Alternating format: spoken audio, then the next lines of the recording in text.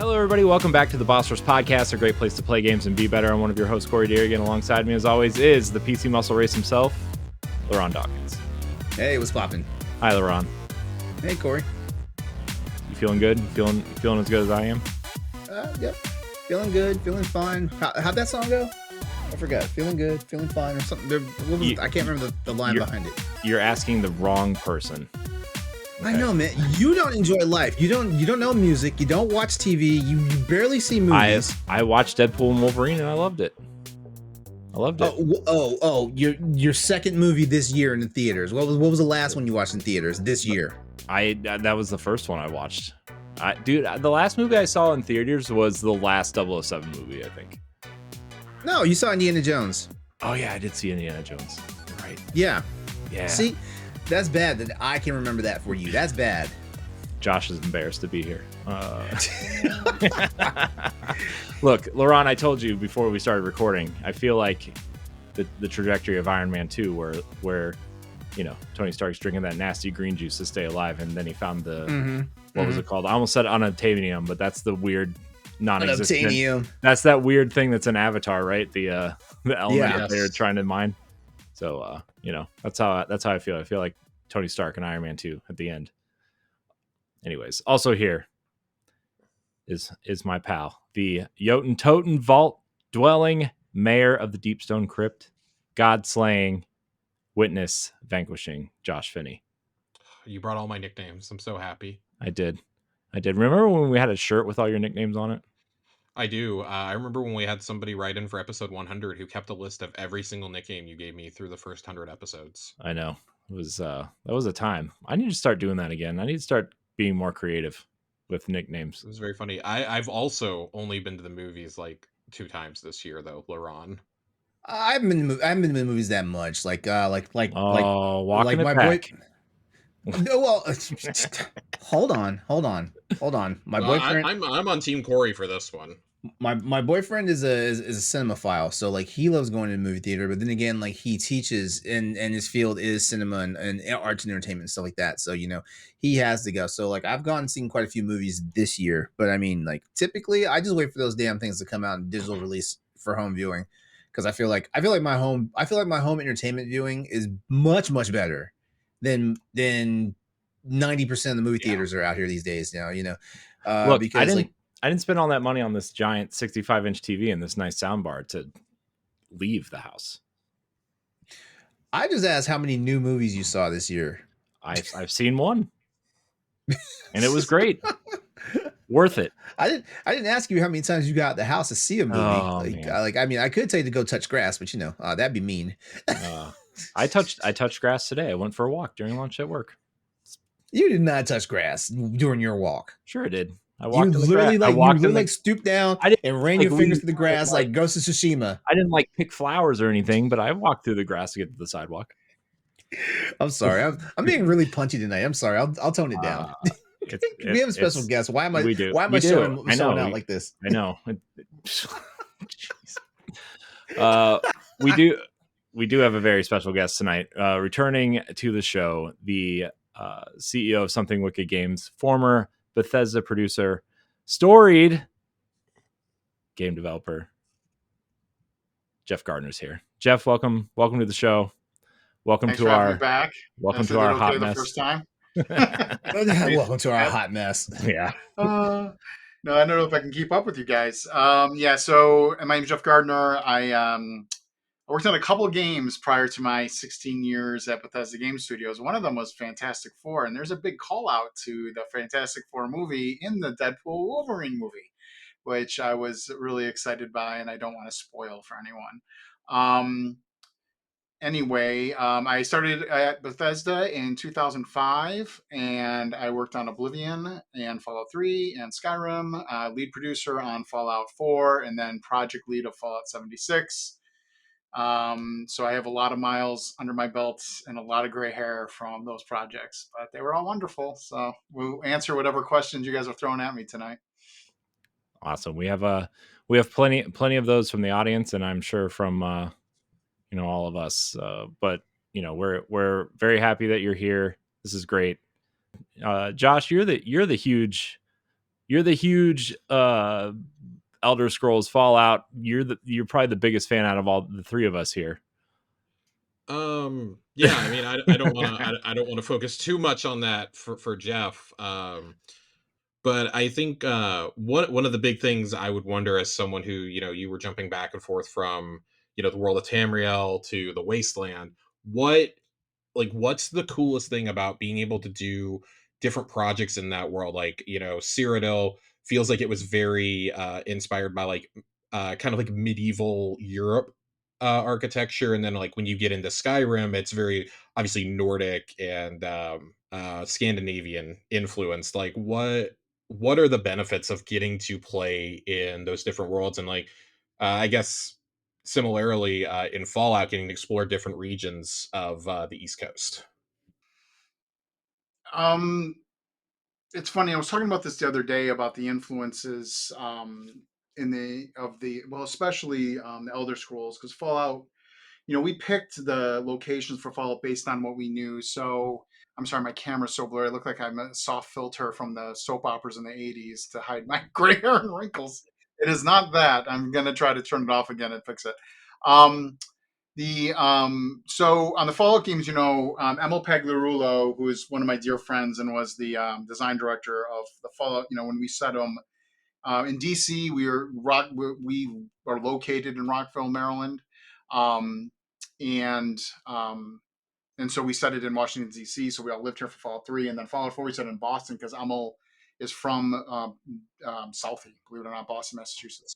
So that's where those two settings came from, and then the Elder Scrolls ones was interesting. I came in on the tail end of Oblivion, and Cyrodiil is definitely like Normandy or Britain, very traditional medieval fantasy. I loved Oblivion like the reason I moved my family 2,500 miles to work on those games. It took a massive pay cut at the time because I saw Todd pitch Oblivion at E3 and was like, I have to be a part of this.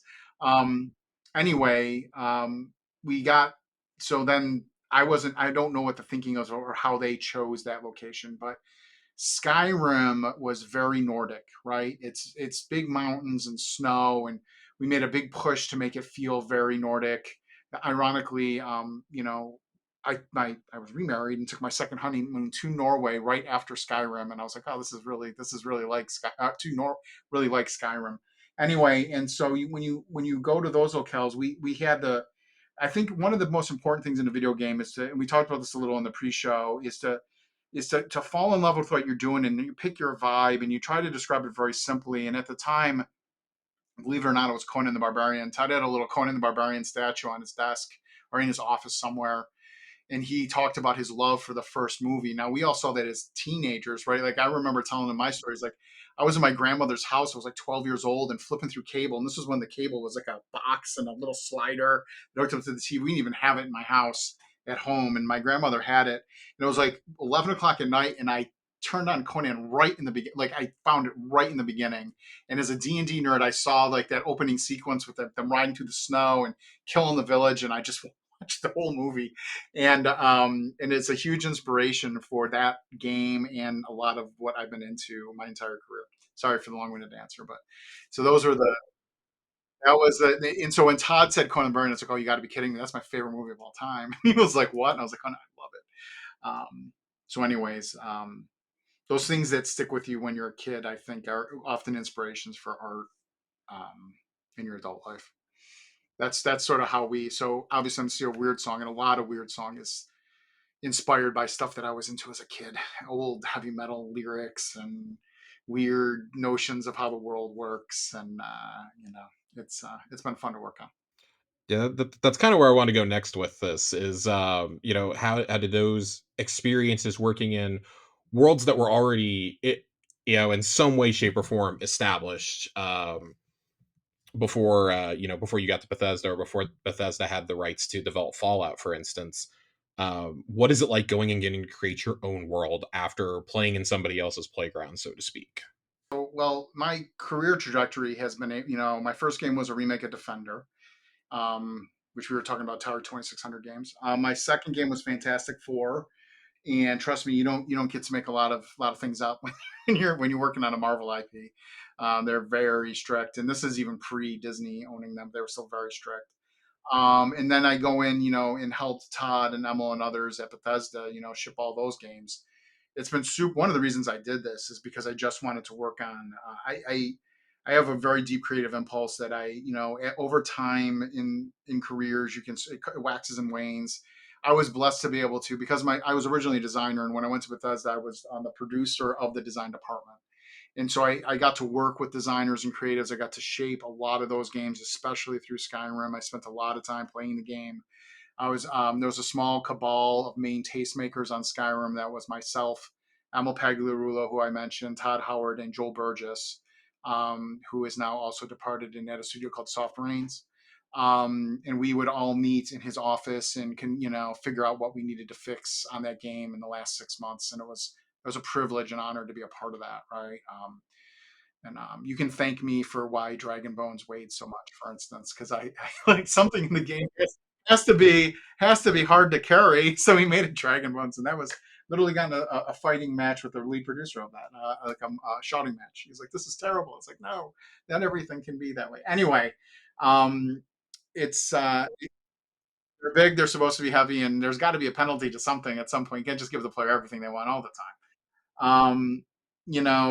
Man, the discussions we had about stealth, and I got into big arguments about, because you can kill your companions in that game with the errant spell. And I remember going, "This is so please," and the designers made me keep it in. I was like, "No, guys, this isn't gonna go over well." And you load Lydia up with 400 pounds of crap, and she falls down a hole, and she's dead, and you lose all your shit. Like, anyway, we've really all cool. Been there. Yes. Oh yeah. No. Trust me. I lost those fights. On Fallout, I didn't lose. Fallout 4, I was the lead producer, so they had to listen to me more. It's cool to work on. It's also a little scary. You're creating things whole cloth. It's a shocking amount of work. To be honest with you, that I wasn't even really prepared for. We spent a lot of time working on back history and story and making connective tissues, because I don't know if it was in this, like you'd mentioned Persona. We were talking about that. Mm-hmm. And, these RPGs rely on they live and die on story. Like all the, I will overlook shitty game mechanics for hours if I'm enjoying the story. Hours. Absolutely. In an RPG. And you have to have really compelling characters, a narrative that's pulling you through. And those are also things I remember most. Like, I don't remember all the rats I fought in a turn-based Fallout where I was like, "Oh my God, it took me 20 minutes to kill a freaking rat." But, I remember stories and elements. And you see that to this day with the Fallout TV show being super successful, right? And that was because of that was because of not even the characters, because they didn't use canon characters, a couple, Mr. Handy. But they... But that setting and tone, and it was enough connective tissue and glue for Jonah Nolan and the showrunners to make an amazing series out of, right? Like, mm-hmm. And that speaks very well, because there was another movie released this weekend based on a more action-oriented game, which is a fantastic game. But man, that movie is being pilloried. It is being pilloried. So I haven't seen it, so I don't like to talk about things that I haven't seen. I don't like to just read the internet and agree with every opinion they have. Trust me. I think that's a dangerous hole everyone goes down at some point in their life. But, and I was really honored that Fallout had done so well, because I was nervous, because Fallout's a weird IP. So it can be persistent. If you don't know what's going on in that IP, it is super weird. I love that you organically brought up the Fallout TV show, because that's one of the things I've kind of been wondering about. Like, what is it like seeing something that you worked on get adapted in a different medium? Like, do you get, even though I know you weren't at Bethesda anymore, like, does that make you nervous? Like, think about how a whole new audience is going to get exposed to this world and to, these characters, or do you see like some connective tissue to your games that you made? Like, I know I got a little scared when the announcement was, yeah, no, this show is going to exist in our universe of the games. And I'm like, oh no, that scares me a little, because I think that's a really slippery slope. Comics and graphic novels are one thing. I think a 10-hour TV series is another entirely. Well, you've seen it done badly so many times, right, with either people picking the wrong things to focus on, or not taking it seriously enough, or taking it too seriously, right? There's this real fine line where you're taking the content way too seriously, and then it's not fun, it's not engaging, or you're you're tongue in cheek the whole time, winking at the camera because you also think they didn't respect it. And I will tell you this, and I don't think it's secret information.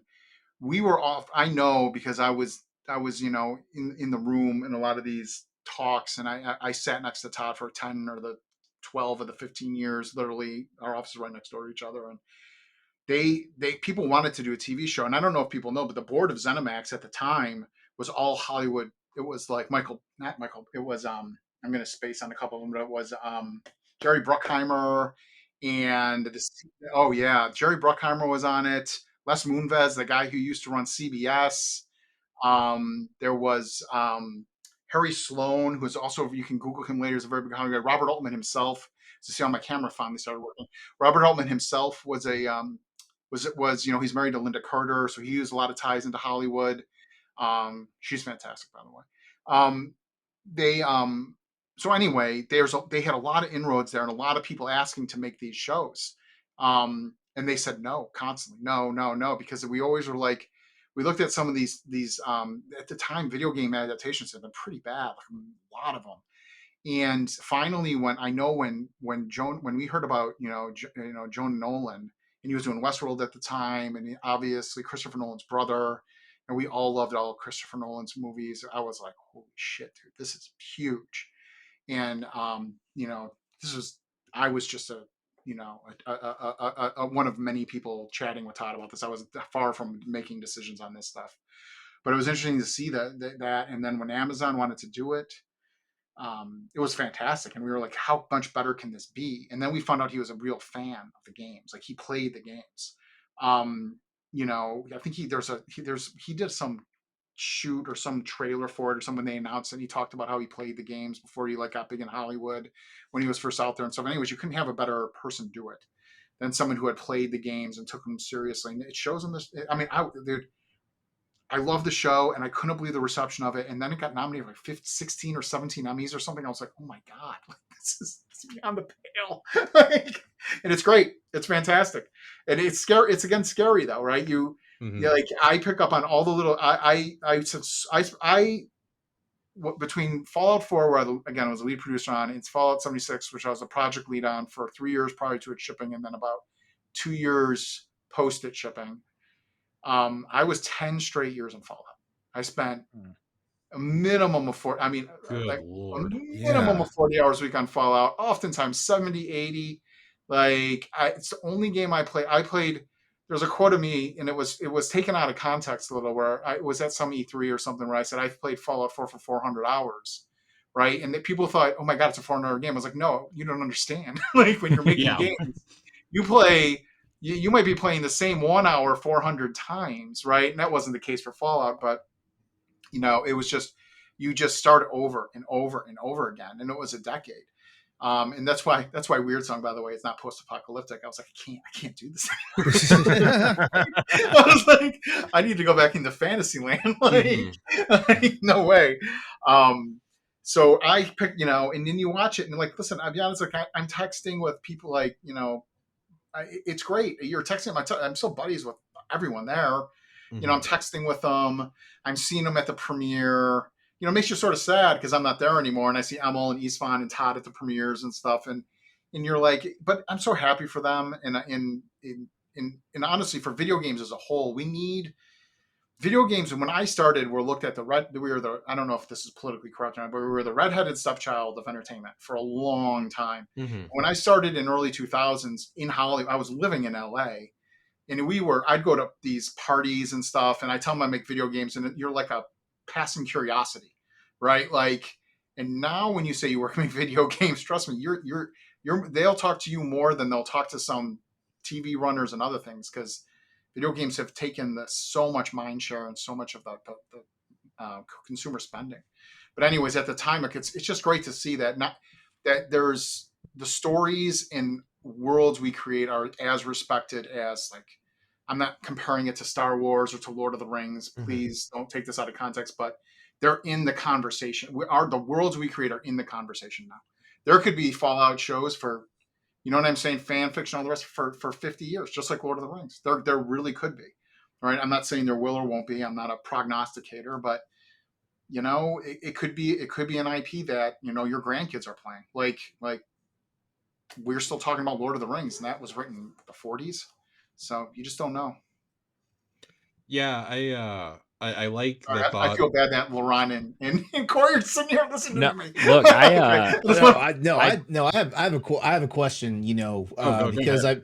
I've never because I we've heard with all the studio closures and stuff like that, and like a lot of the lackluster games have come out in the last 5 years. Let's just say, what was the I'm not going to ask you what your experience is like with crunch, but I think the question I want to ask is how best you were able to deal with it, because I think I believe every freaking studio out there has some type of crunch culture. I'm not saying they're anywhere as bad as they're all as bad as CD Projekt Red, for example, or as minimal as like some of the Nintendo studios. They have crunch, we know that, but they don't ever like really complain about it. Yeah, this is one of those questions that my PR agent would probably tell me not to answer, or Oh, to okay. give you some pass on. But no, I don't. I'm beyond. Like, listen, when I started in the industry, crunch was really bad, and this is going to sound like an old man telling you he walked uphill 20 miles to school through the snow, right? But where I was in LA, it was really bad. So I'll just tell you my personal stories with it, because again, like, people tell you stories all the time, and stories get exaggerated or under exaggerated depending on who you're talking to. So on the second game I worked on, I was the second person in that studio to have a kid, right? I was like 30, 31 years old. So in the whole studio, and this goes like 35 people on the game, I was the second person to have a kid. So it was a culture of, you know, basically young, often white dudes eating pizza and donuts, making games, right?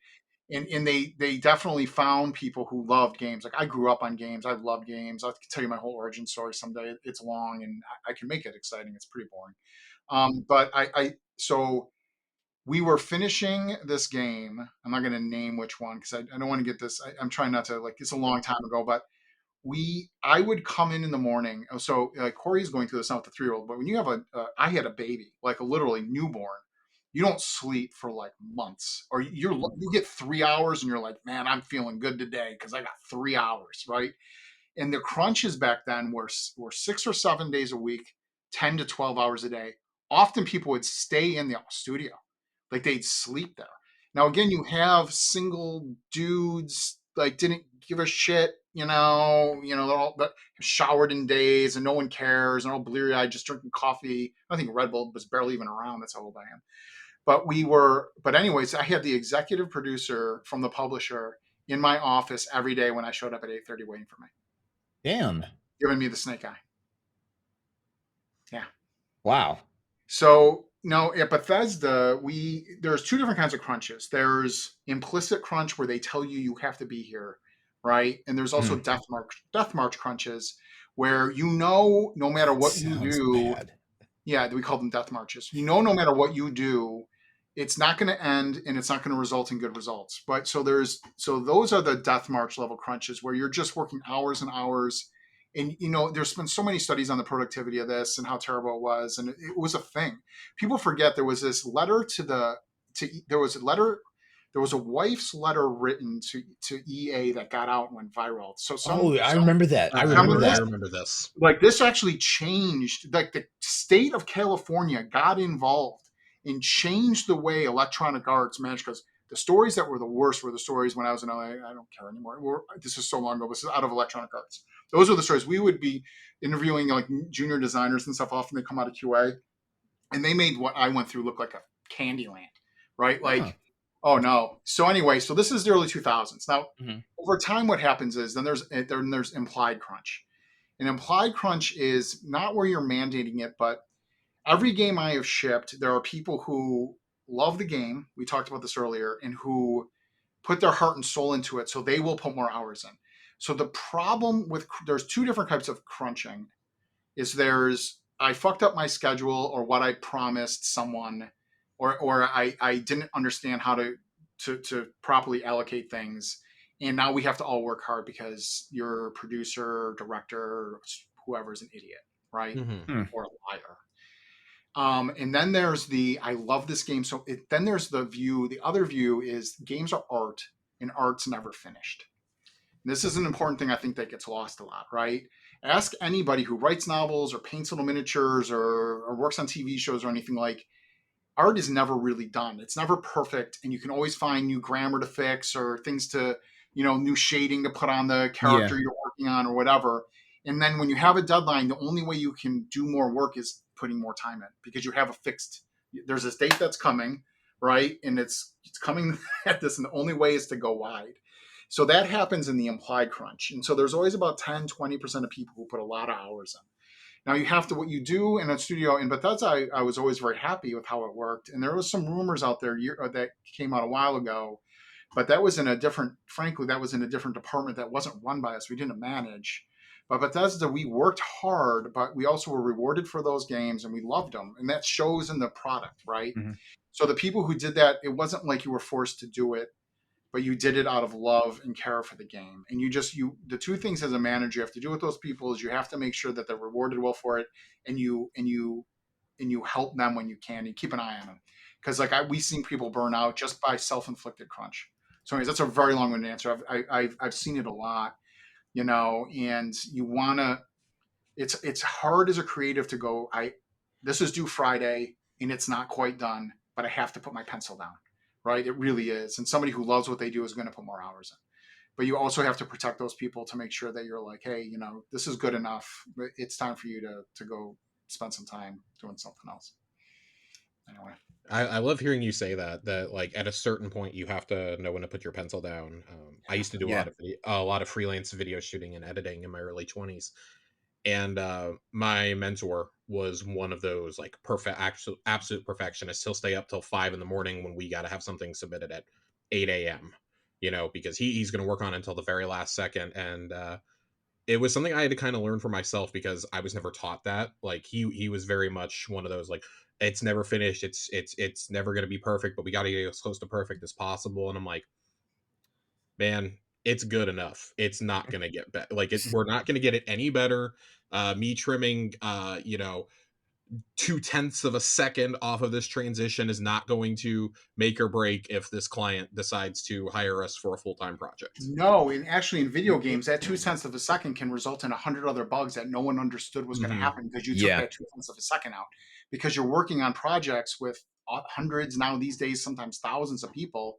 So you check in something innocent and oh my God, can that cause this ripple effect? So the one thing that happened at Bethesda a lot was we would balance around bugs. Now, no one does that specifically. They don't.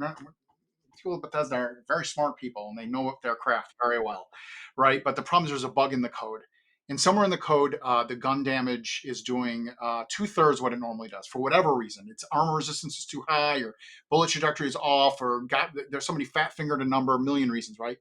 Somewhere late in development, someone goes, "Oh, that's a bug. I'm going to fix that," and all the game balances shit in a day.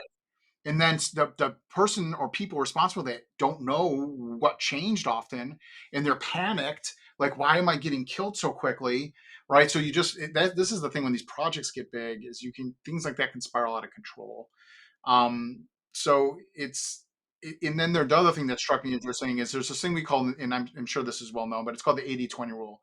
It takes, whatever percentage, whatever amount of time it took you to get 80% of the way towards your goal, the last 20% is going to take you the same amount of time.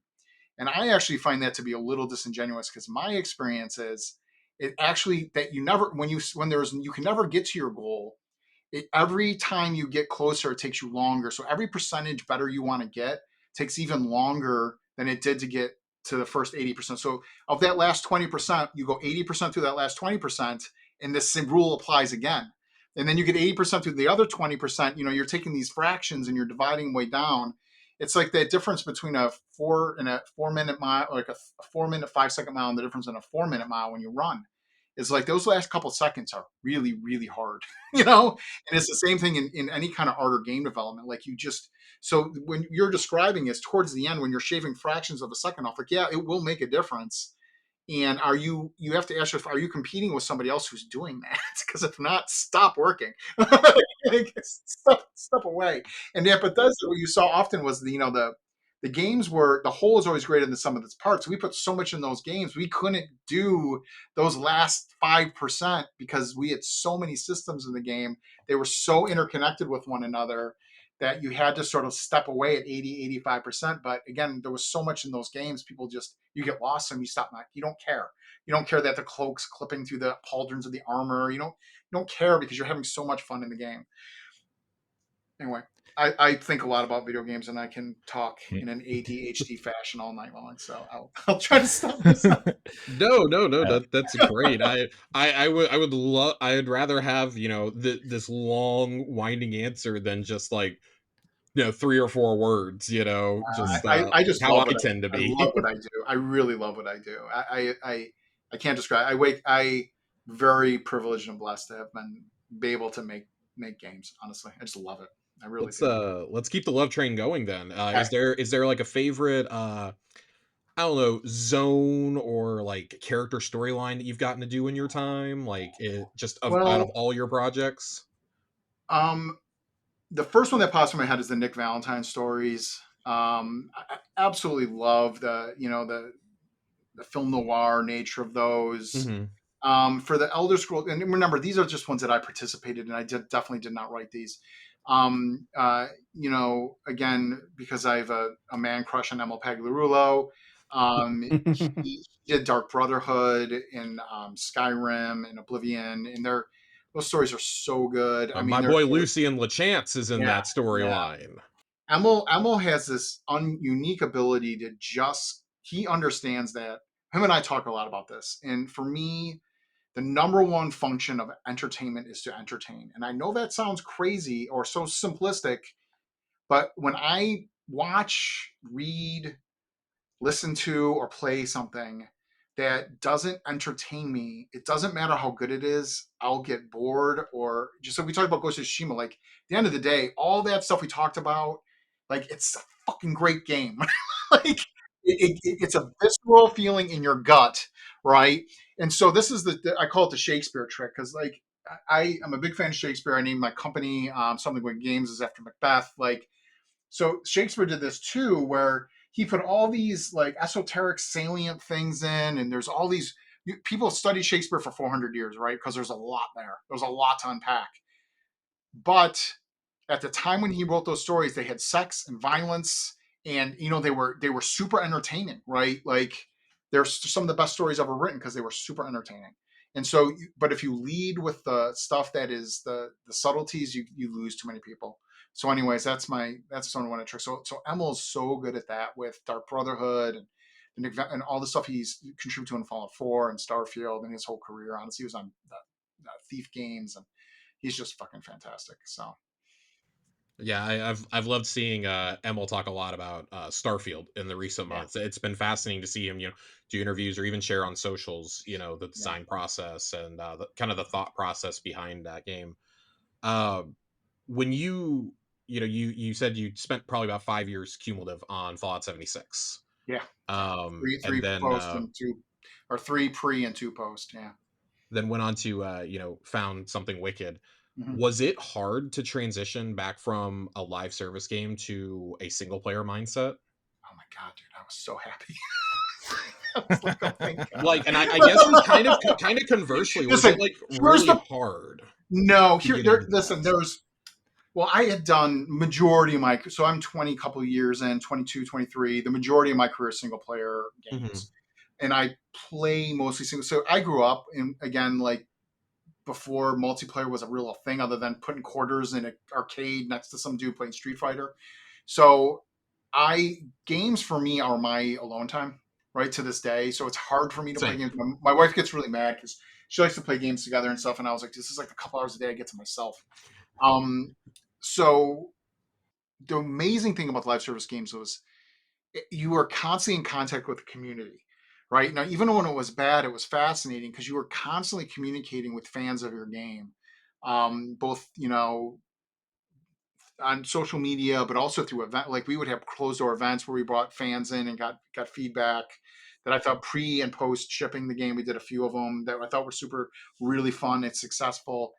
And that part of it I really liked. I really did, even when it was bad, honestly, because you're listening to people and you're part of something bigger than yourself, and you're just trying to do justice to the IP and represent gamers, and people love this stuff, right? They associate so much of their lives with these games. I do too.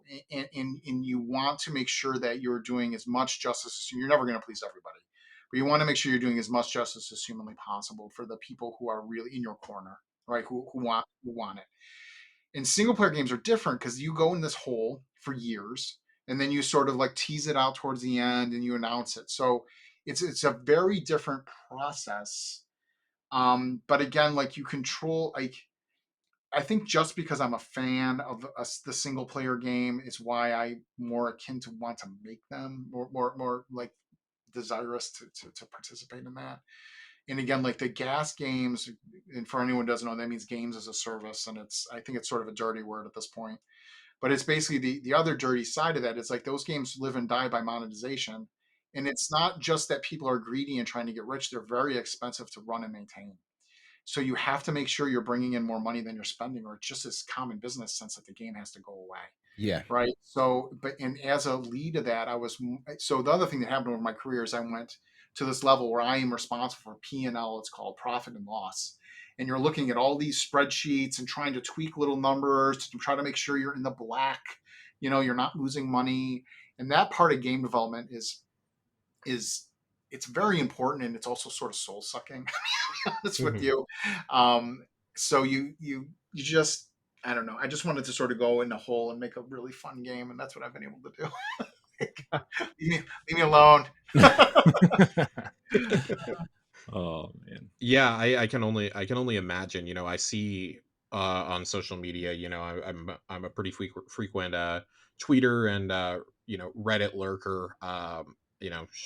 Twitch lurker too. I see the vitriol that gets thrown towards game companies, but specifically towards studios that are making gas games. And we were talking on the pre-show about how hard it is for you to like really break through maybe like those top like 8-9 games that people play. Like people spend so much time and money in games like Fortnite and Call of Duty, like for something to break through. I see a game like Helldivers this year that has successfully broken through that, and there's been a lot the last couple days about people being like, oh, they've lost 90% of like their monthly active users, and it's like it's still charting top 10 week to week on Steam, like for hours played. Like, that is a massive success story. Like, I don't know It's a what. massive success, and they're cyclical, and they'll put a patch out or a DLC, and they'll bring everybody back, and yeah. I really wish there was a way for, and it's a Herculean, if not impossible, task to educate the public more on like what constitutes success. That it's not always just about like, oh, you don't have to be number one on the Circana charts, or you don't have to be number one on the Steam charts or whatever for all these months. Like, not every game is going to be this out of nowhere hit like Baldur's Gate 3 Oh, was. no way. Yeah. No way. So I boil it down to two things. Well, there's critical and commercial success, right? So the people really liking your game and good reviews is, I think, to most people who make art or aren't part of the profit and loss people, the most important thing, right? You just want people to enjoy your game. There is something for commercial success, though, because then that allows you to make more of those games or keep the studio together or whatever. So they sort of have to go hand in hand. And with that, for the commercial part, there's two factors to me.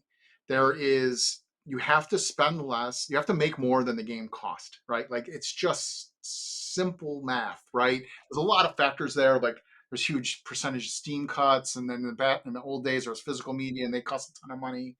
But the basics is you have to make more money than it costs. So there's a lot of games that are like that come in like they're number 100 on Steam or something, but if they didn't cost more than they make more than they cost, they're successful, right? You're not competing with the Baldur's Gate 3s of the world, but there's a lot of these AA publishers and single and independent publishers, like Hooded Horse is one of my favorites these days, They did Manor Lords. They did a couple newer games. I'm not going to remember the Nordland, and there's another one, but they put these games out. They sell a couple 100,000 copies, and they didn't cost a lot to make. That's wildly successful, right? But there's another one that a lot of people don't know about and don't talk about.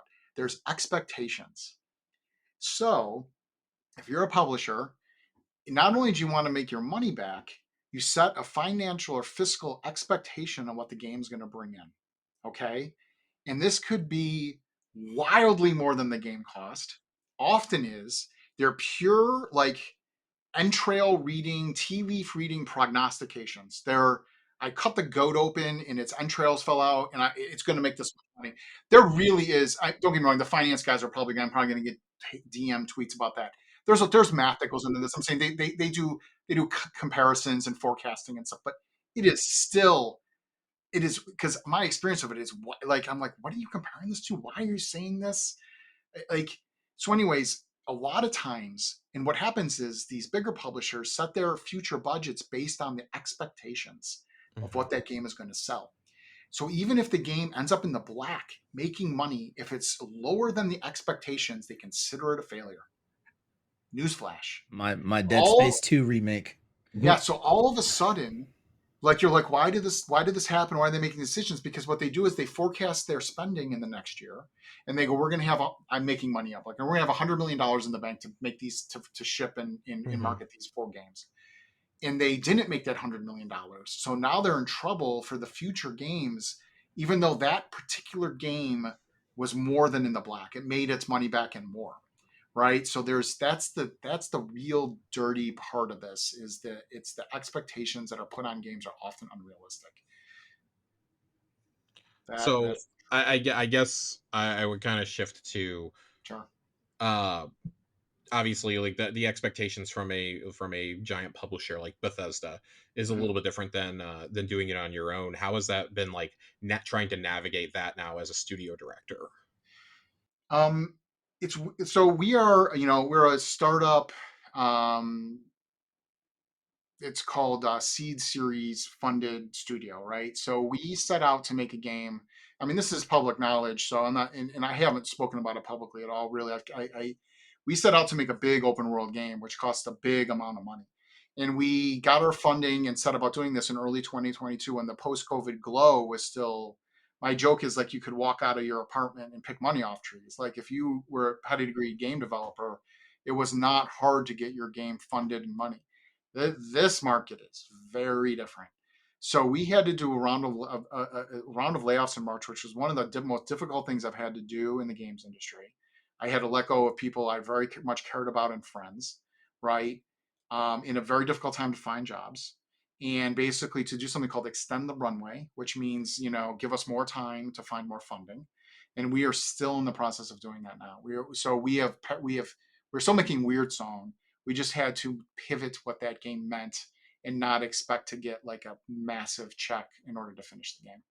Right. So this has been some of the most rewarding experiences of my game career and some of the hardest experiences of my game career. And again, I shipped Fallout 76. So there you go. yeah.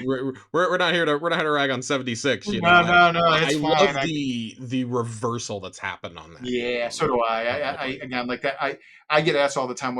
People ask me which my favorite game to have worked on, and in a weird sense, it's definitely 76 because it wasn't the one game that came out just as this mega hit, right? And we had to really fight to hold on to that game to keep it funded internally and to turn it around. And I hope I contributed in some small amount to that. I helped with Wastelanders and Brotherhood of Steel. I love story-based content, and I was like, we got to put a story in here. Like, I don't know what to say. You guys are trying everything else. Yeah, and at some point, we just got to bite the bullet and put a story in. And thankfully, for Boisdon, who passed away about a year ago, but he was the lead designer in Wastelanders, and him and I just stuck in, and a couple other people there, Phil Nelson and some others, really just hunkered down and shouldered Wastelanders and got it out in COVID. And that was an unbelievable day when that came out. People loved it. I was like, trust me, after patch after patch of, you thought. Corey thought his DM was bad. I'll show you some of mine. they were not good. Oh yeah, not good. Oh, dude, I didn't get too many direct, but I got one that was like, I'll never forget it. Like I should have printed it and framed it. But again, like the way I used to say is, listen, I'm not even mad at the person who sends those because like they love the property, right? Like at the end of the day, like if you don't care about something, you don't care to send a nasty DM. It's because you care, right? And these weren't like when we talked about the one we talked about earlier was fucking bullshit. This is because we put out a game and we fucked up. I mean, there's no other way to put it, right? Like the game was not in a great state and we needed to fix it, and we spent a lot of time doing the wrong thing until we finally got Wastelanders out. Honestly. I really appreciate the candor that you've had about 76's up and downs. Yeah. I didn't really want to I didn't want to pry into that too much because I know that that can be, you know, a bit of a not sensitive topic, but I know that different people react different ways to things that had to be fixed. That's true. And now it's doing great. And you know, there's a new creative director on it, John Rush, who was the art director on 76 while I was on it, and he's fantastic. And again, the TV show, I mean, the number of eyeballs that went on Fallout were crazy. You know, oftentimes you see 76 more played now than any Bethesda game. Like it's more played on a lot of platforms than even Starfield. I have a friend, him and his wife play at least 2 or 3 nights a week. Like that's just awesome. that's their game together, and for years, I'm very proud of that game. It's super unique. It's got so really happy. awesome building elements in an online shooter, right? Like it's really the camp system and stuff in that game are still very unique. You can bring them with you. I honestly, love it. It was fantastic. It was buggy, and we didn't have a story. Like we set these. There was 2 problems with it. We set expectations for Bethesda games having stories, and it looks exactly the same as Fallout 4. So people were like, "Why is this not just Fallout 4 multiplayer?" And it wasn't. Right. And then the bugs were very apparent. Let's be frank. I'm not speaking about Starfield, but prior to that, we shipped buggy games. I mean, I'm not pretending that we didn't. We've all seen the memes. Yeah, but people overlooked those bugs. They're having so much fun. But in 76, they weren't having fun, so the bugs stand out a lot more when you're not having fun. Right. That's just the way it is. Yeah. I guess if I had one more thing to ask you before I get off my soapbox. I just lost my complete train of thought. You know, you've talked about how, you know, you oversaw it from its inception, the first 2 years, and through Wasteland. Was it hard to hand that project off to someone else, like to hand your baby off to somebody?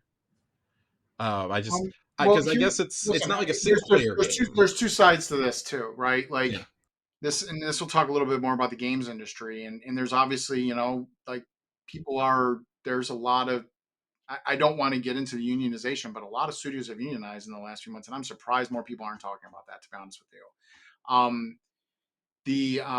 So it's my baby because I was blessed and honored to work at Bethesda Game Studios, but at the end of the day, it's not my baby, it's their baby, right? I worked on it. This game, Wyrdsong, is my baby. That game, but it's important to call that out because listen, if you were in Hollywood and I don't know, people know about residuals, right?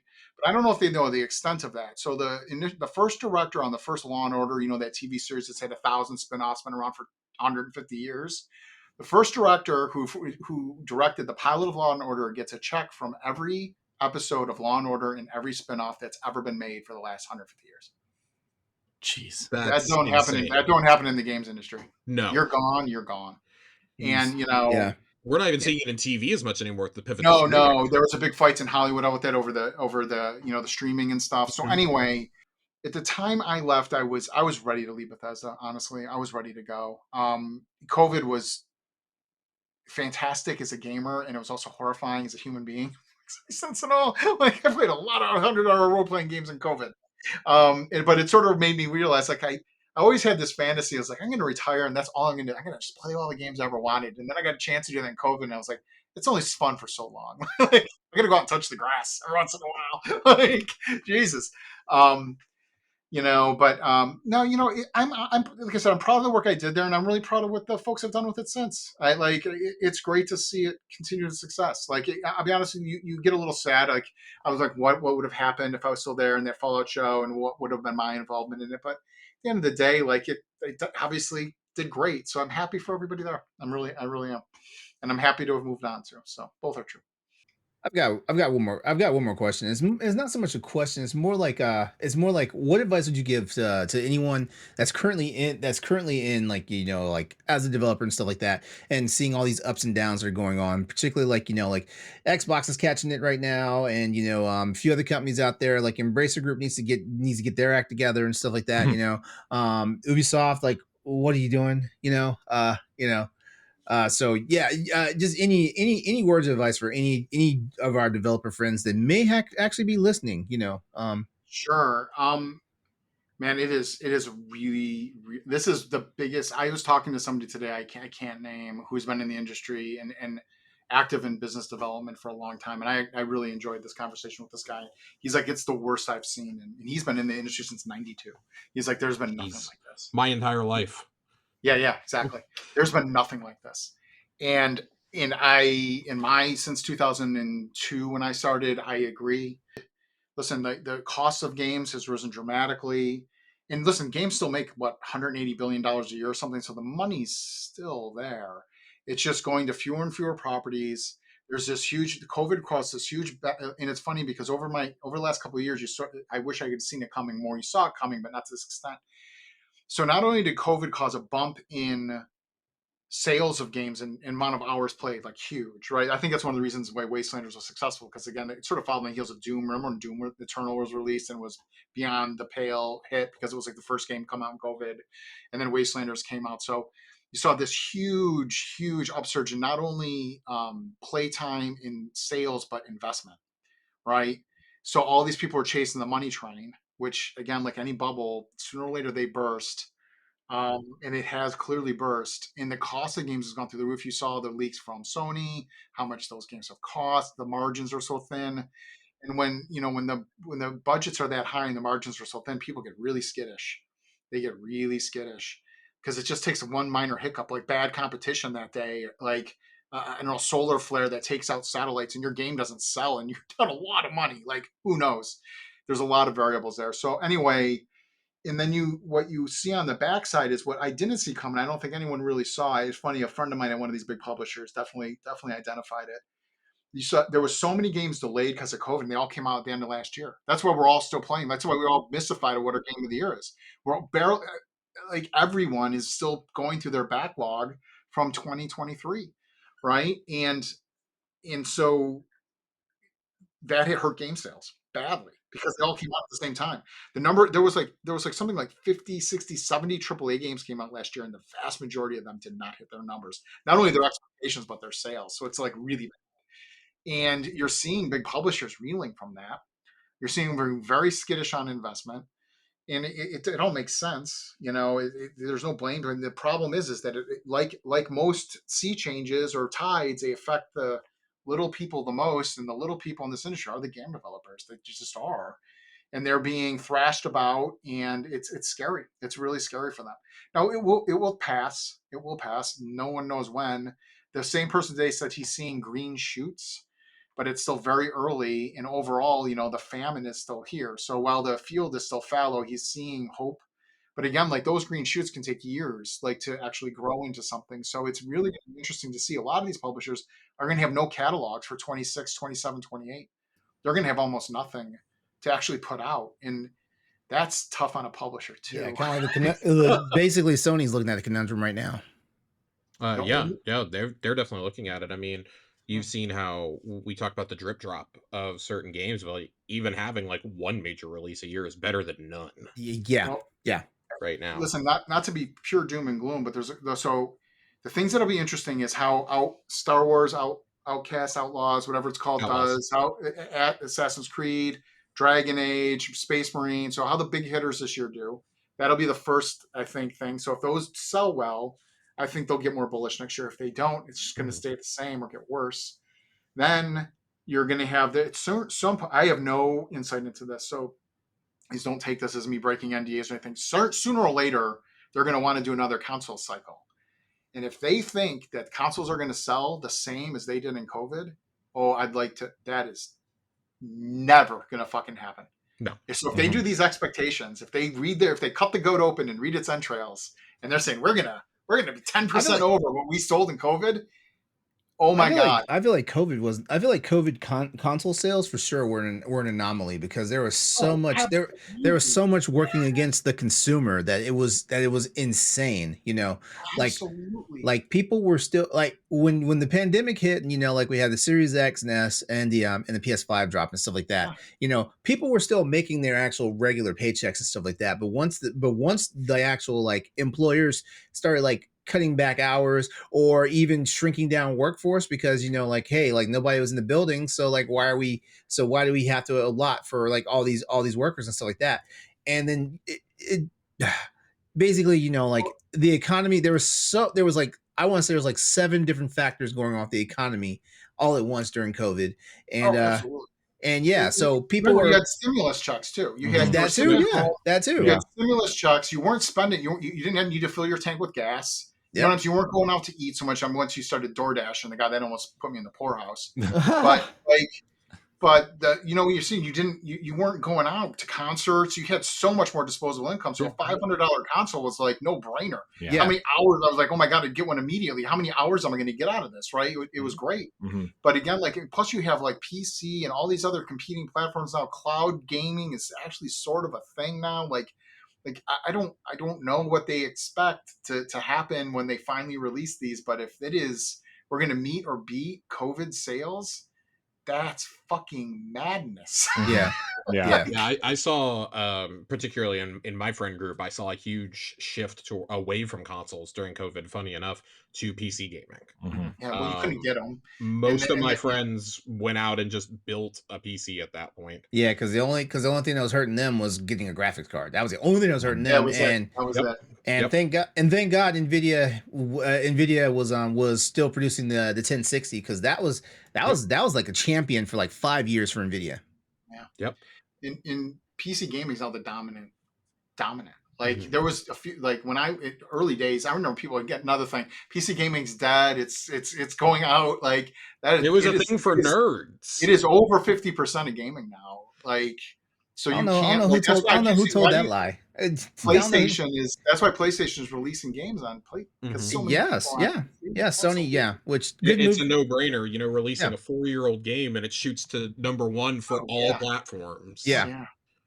Wait till Ubisoft games come off Steam. I don't know what their exclusivity is on Epic, and you'll see. And again, they're talking about the Grand Theft Auto is probably going to delay their game. They have always delayed their games. Yep. And so you're going to have the same thing, the double dip, like I did. I got on console because I had to play it, and I got on PC as soon as it came out. Mm-hmm.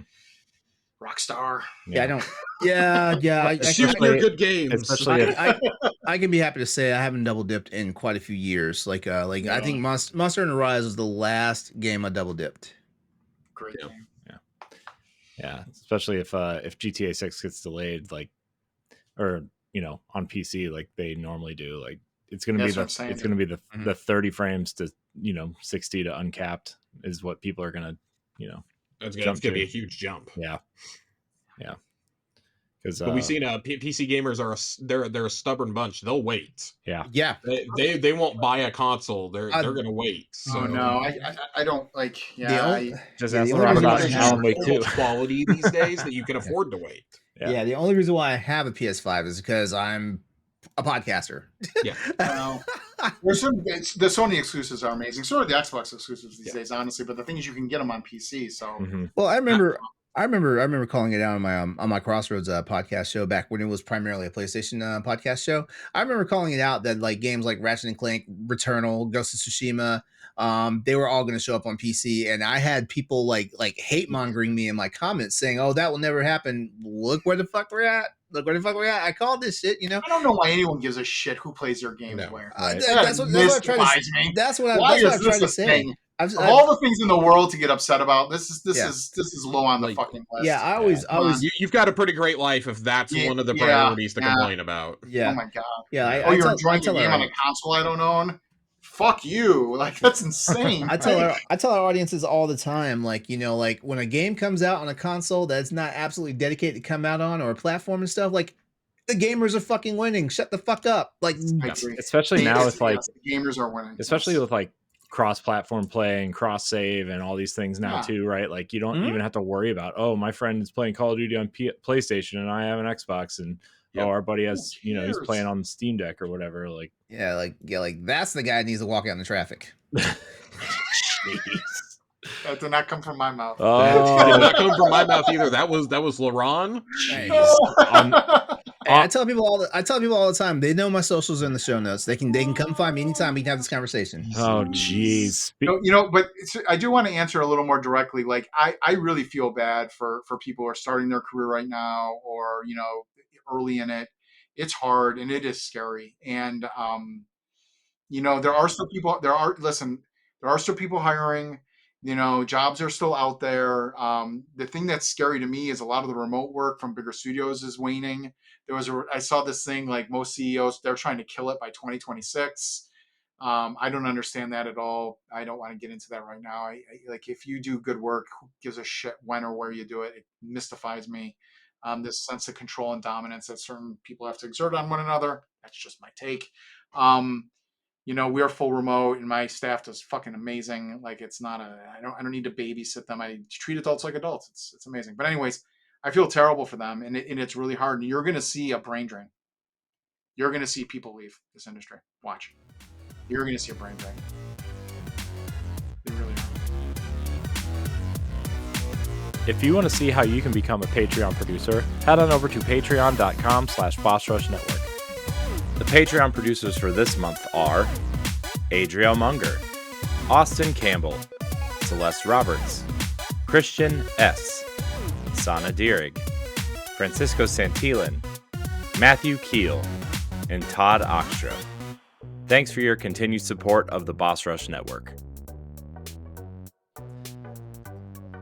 Let's talk about what we've been playing. Jeff, you are our esteemed guest.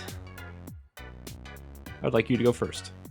I am playing 2 games. My comfort food game is Grim Dawn, which is an AARPG on PC from a group called Crate Entertainment that came out in 2016, and I absolutely love it. They're actually actively patching it, and I'm going to put a new DLC out for it. Don't think until early next year. I'm not 100%. But I saw that, grabbed the patch, and it's an old school single player offline Diablo-like game. I absolutely love. It's super grindy, math nerdy, and all that. And the other game that I'm playing is, I just spun up. I'm about maybe 10 hours into Warhammer 40K Rogue Trader, which is a game by Owlcat that came out. They're the folks that did the Pathfinder games there's 2 of them over the last decade. And they put out this. I'm a big Warhammer nerd, and after my 250 hours in Baldur's Gate 3, I could not stomach another big long RPG, so I didn't play it when it first came out. And then again, Emil Pagliarulu, who I mentioned, told me how great it was over and over again. I finally picked it up, and it's got its hooks pretty deep in me now, and I'm really enjoying it. So that's what I'm doing. Nice. LeRon, still teching it up. Yeah. Tekken in the Dead Space remake, as we get ready for our book club coming up real soon here. Yeah, I'm happy that Dead Space got picked for book club. Me too. Yeah. Me too. It actually gave me an excuse to come to book club. Yeah. Because all those other games I'll pick, I'm like, I'm not playing that. Don't worry, LeRon. I made the sacrifice and played Paper Mario for you, so you didn't have to. Oh, thank you. I appreciate that. Paper Mario is a great game. I appreciate that. Are there any announcements for what's up for vote coming soon for book club? By the way, probably. I mean, if you don't know off the top of your head, don't go looking for it. I mean, Ocarina of Time is our next one. So I mean, I'm right now at Tekken 8. I'm just in a love-hate relationship. Like, I'm trying my best. Like, I just looked at my because like, there's a whole bunch of like communities out there that are putting up they're helping people like track their stats and everything, how they're doing on Tekken and stuff like that. I found out I've got more than the 50% win rate in my matches and stuff like that, which is good. But then it also showed me that based off of like the other players that are out there in my ranking, even though it feels like I'm just getting clapped and just losing all the freaking time, like I'm actually in a high percentile for my rank, which that's reassuring. And I'm only 8 promotions away from getting the max rank. So it's one of those things, like, man, it's like I'm just getting beat down into the dust, but like it still shows that I'm better than like more than 49% of the other people out there. So are we signing you up for Evo now or later? No, even though I got a friend that he's trying to get me into some of these local tournaments. He's like, man, you're gonna blow these people out. I'm like, yeah, you say that, and then I go in there and look like a chump, and then you're like, man, what happened? Because just because, like, hold on, I got my Steam open right now. Hold on a second, let me see. LeRon's going. That was the old Halo LAN days for me. Since Tekken 8 has been out, I have sunk 246 hours into this game. Jeez. Yeah, that's insane. That's insane. Monster Hunter Rise Sunbreak is 294 hours. So I'm getting ready to eclipse like one of the games I play all the fucking time. Like you guys know, Monster Hunter to me is like Destiny to you guys, So like the fact that I'm getting ready to eclipse one, well, actually, honestly, like it's more time than that, because like this is my Steam time for Monster Hunter Rise. I need to turn on my Switch and see how long I put in Monster Hunter Rise on the Switch. I'm pretty sure it's 100, almost 200 hours on that. So it was more like 400 hours, but still, like the fact, it's just one of those things. But yeah, like I got into the early access for the Mecha Break game. But every time I try to get onto the playtest, like the freaking servers are undergoing maintenance, and I'm like, huh? Like you guys said like this shit was open for like the whole month. How come every time I try to log on to it? Because I want to get my Zone of the Enders nostalgia going on, and I want to see this game in action. Like all I've been watching is just videos of it. I'm like, come on, man, let me in. I want to play.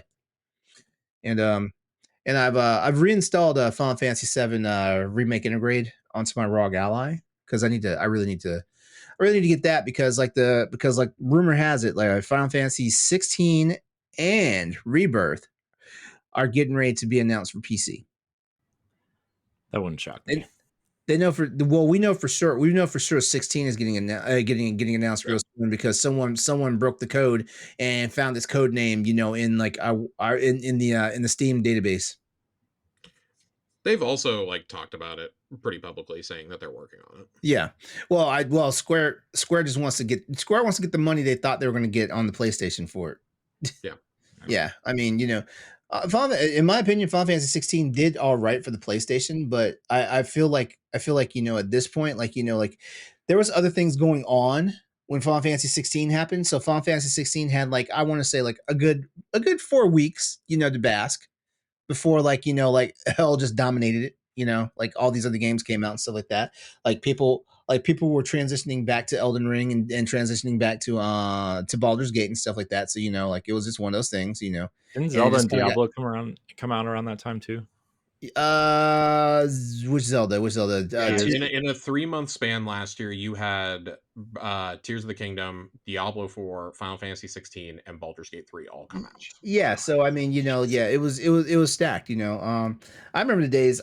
I legit remember the days. Back when, not even when I was a young gamer, back when I was just like a young adult gamer. I remember when like you had 4 big games come out a year, not 17 big games come out in a year. Right. Let alone 3 months of each other. Yeah, like and I don't know, like I guess it's something to be said. Like I probably will never develop a video game or whatnot, but I tend to think that like a lot of these companies need to focus. And we talked about this on episodes of Boss Rush before. A lot of these companies need to focus on maybe one AAA title a year, and like doing some, I guess, double A's. I never heard that terminology until I saw it running around the internet, and I was like, there's no such thing as a double A or a quadruple A game. Y'all just talking out y'all's asses and stuff like that. Super annoying, but basically, yeah, middle budget games. Yeah, because I mean, like I mean, like middle budget games where is honestly where it's at. It's like a haven for gamers, like like active gamers and stuff like that. You don't have to spend like $70 for this game. Like you can spend 30, 40, or $50 and still have an enjoyable experience. Indies are out at $20, for the most part. Well, I don't know. Indies are starting to creep. I've noticed like some of these indies now, like starting at $40. I was like, what are y'all doing? Yeah. What are y'all doing? And I'm not talking about you, Jeff. I will pay. I will pay any price tag you put on your game. Thank you. You heard it here. $99.99. If it comes out at $110, that'll be the last $110 game base game I pay for. Jeez. All my years of Destiny expansions have prepared me for this moment. Yeah. Jeez. Josh. I've just been doing New Game Plus and Persona 3 Reload. Getting ready for that DLC next month. And about ready to wander into the Shin Megami Tensei 5 waters. It's been sitting on my desk for a couple months now, just staring at me. It's like the Green Goblin mask. Every time I think about starting a new game, it's like, hey, I'm right here. I'm talking to you. It's a little creepy. Like Willem Dafoe might or might not be talking to me. So I should probably go ahead and play that just to stop it. But apparently you can buy that now. That Green Goblin mask. I very, very publicly pondered if I should buy the helmet and the replica pumpkin grenade. Jeez. And just walk around the apartment complex yelling out random lines from any Willem Dafoe movie I can think of. Well, I've been playing Ocarina of Time for book club. I'm in Death Mountain. So I don't know. It's fine. Ocarina of Time. It's fine. One of the best games ever made. It's fine. So here's the thing. Okay. I've told this story before, but I'm going to recuse myself. I'm going to tell it again. I've only played Ocarina of Time one time, and that was way back when it came out, and I was very young, and I had never played a Zelda before. Okay. And I got to the Shadow Temple as adult Link, and I didn't know you could go back in time because I was a dumb kid. And so I stopped playing because I was incredibly frustrated. And then I played Majora's Mask, and I loved Majora's Mask. So I was like, well, I should probably go back to play Ocarina of Time. And I bought the guide for both games, and I played through both games with the guide. And that was the last time I played Ocarina of Time. Now, granted, I've tried several times since then, but I don't know. Better Zelda games have come out since then, in my opinion. And Josh, I know you don't like it. Twilight Princess. I like Twilight Princess a whole lot. But I also see why people often compare Twilight Princess to Ocarina, because it's essentially almost the same, minus the wolf stuff. I've also been playing Wolfenstein: The New Order, because as people know, I love Indiana Jones, and Machine Games is making that. So I'm going back to, obviously Wolfenstein. Those Wolfenstein games are much more violent than Indiana Jones, I assume, is going to be. But I wanted to get refamiliarize myself. And I got to say, for a 360 game, essentially, I mean, I'm playing the Xbox One version on Series X, but that is still a great looking game and a great feeling game. And the story is really, really just awesome. I love the story they're telling. I love how everything is playing out. And I will probably have that finished this weekend. I'm going to jump right into Old Blood because I love this game. And I forgot how I was checking my achievements, and the last time I played it was the 360 version with the 4 discs, which is crazy to think about. Crazy. Yeah. So 4 discs. Yeah, it's crazy. Machine Games are fantastic game developers. Yeah, I love it. I mean, I love their when they were Starbreeze, right? Like the Chronicles of Riddick game was great, and I can't wait for Indiana Jones. I'm even more excited now than I was, which Josh knows. Listen, the man doesn't see many movies, but he does see Indiana Jones. Yes, I do. We're gonna move on. I want to know what we're all in different places in our lives, and games have brought us to different places in our lives, right? Like Josh and I are friends because of Destiny. Oddly enough, doing this stuff about video games got me my real life job, which is insane to think about. But I think we all have taken a trajectory in our lives because of games, and I kind of want to know what games placed us in on that trajectory. And Jeff, you you develop games, so I'm sure there's a lot of influence there, right? I mean, It's funny. I sort of got lucky to get into this industry. If I look back on, so this is going to sound really, if I had to say which game,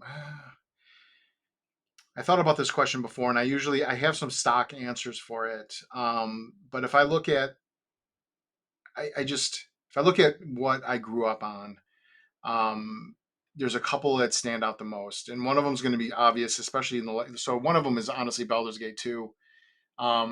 But prior to that is a game called Peter Molyneux games I used to love, especially Populous.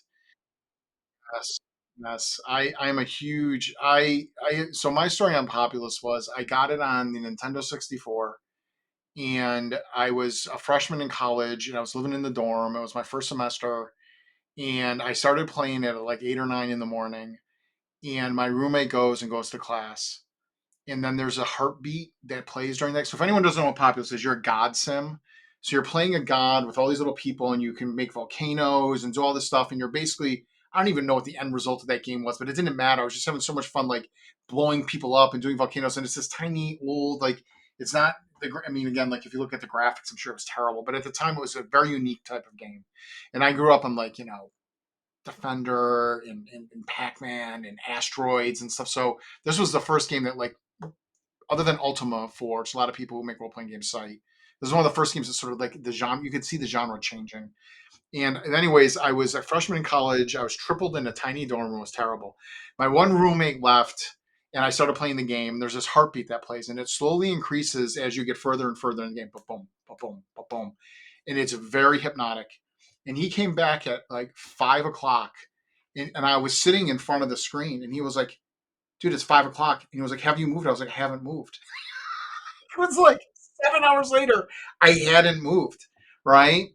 And so like I saw games in a different light then, like in a way you can express these different notions and ideas.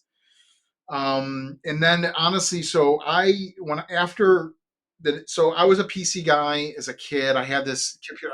If I told you how much memory in it, you it was literally like I think 24 megs or something. Anyways, I didn't have a PC for a long time. And then I got one after, so I got a degree in creative writing. I went to LA. I, like everyone who goes to LA and tries to be a writer, I ended up bartending. I bartended for a number of years and then decided to go back to school for a technical degree. And I realized I hadn't touched a computer in a long time. So I was like, well, that's going to be a problem. So I went to Fry's Electronics and bought a computer, and I saw Baldur's Gate 1 on the shelf, and I took it home and I proceeded to play it 18 hours a day for 6 straight days. Right? I literally just ordered Domino's pizza and 4 liters of Diet Coke and ate Domino's pizza and chugged Diet Coke and played Baldur's Gate. So when I talked to a guy in a party about Baldur's Gate, and he ended up being at making games, he got me my first job, and he's actually now my business partner. So I got to give it nice. Populous and Baldur's Gate. Wow. It's a true story. Wow. That's awesome. Man, Domino's and Diet Coke. That sounds like Halo. Yeah, I used to drink 4 liters of Diet Coke a day. That was crazy. Oh. You have the Red Bull thing. Yeah, it's I got it with Diet Coke. Man. Not healthy. No. Not healthy. No. Man. Domino's, like a stack of Domino's boxes reminds me of Halo LAN parties for sure. That was high school, for a junior high and high school for me. Yeah. It's funny. I replayed Baldur's Gate in COVID because I played it in it was like a blur. Does that make sense? Like I just was this like fog, just playing it hours and hours and hours a day.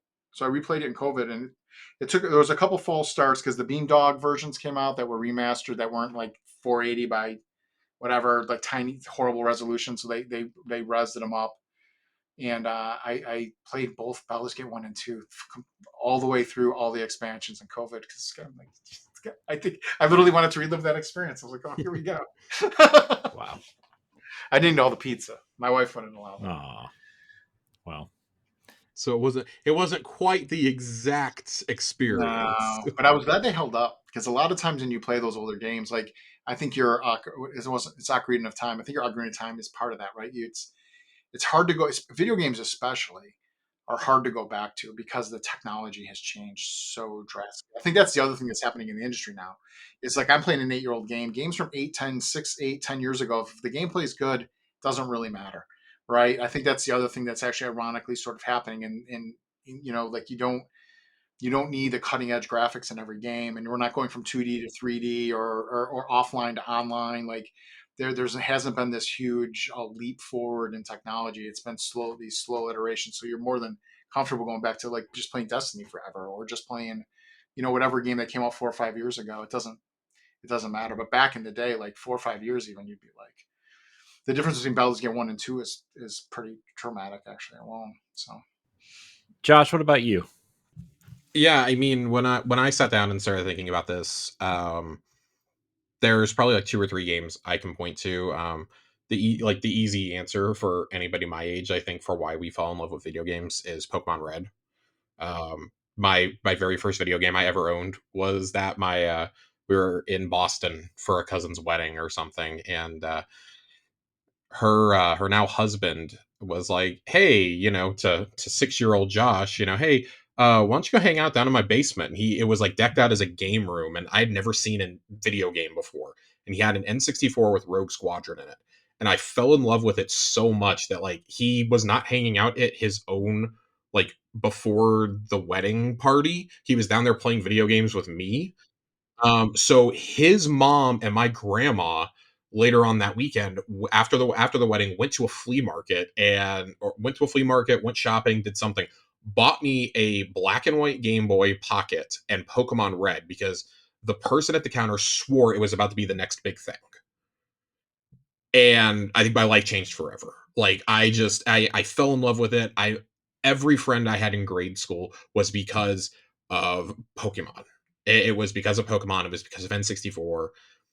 And then like that's kind of a straight through line for me. I get to junior high, and it wasn't the cool thing to like video games then. It was like, oh, that's a thing for kids. So here I am, first day of 7th grade, and I met one of my now very closest friends because I found out that he liked Halo and I liked Halo, and Halo 2 was coming out in like 2 months. So between that and Green Day's American Idiot, we became best friends over it. And I don't think there was a single Friday night after that, from the 7th grade until after he was married, that we were not hanging out playing Halo or Rock Band or something, like with our whole group of friends. Like even once, like none of us had money for Xbox Live. I had dial-up internet. Like we had the money, but I had dial-up internet. My grandparents, who I lived with, did not believe in DSL. They didn't understand it when I tried to explain it. I begged them to put in DSL. And to the point that when they finally did, I went out, bought this adapter, explained to them, no, I'm not playing with, strange older men online. I am playing with my group of friends, and that's it. But for me, I think when I look at probably the most important game, like, yeah, there's Halo 2. Like, I probably don't fall in love with video games the way I do if I don't play Halo 2 right when it comes out. Corey, you and I were talking last week about the closure of Game Informer and about what a big role that played in our lives growing up. I still remember very vividly. It's the only issue I remember actually coming in the mail, but it was the issue for Oblivion. I had just played Morrowind for the first time maybe a month before that. And it was the reveal of Oblivion, and it was the best looking game I'd ever seen in my life. I was like, oh my God, this is incredible. And it said it was coming to the next Xbox, to the PlayStation 3, and to PC. And I'm like, I don't own any of these. I have a GameCube. I mowed lawns and did as many odd jobs as I could in that neighborhood for about 7 or 8 straight months to save up the money. I remember watching the reveal of the 360 with, who was it? Elijah Wood on Spike TV or something. I remember seeing it on TV, begging my grandma to drive me to the mall so I could get the pre-order. I got red ringed on day one, but it was literally all for one game that then does not launch on day one.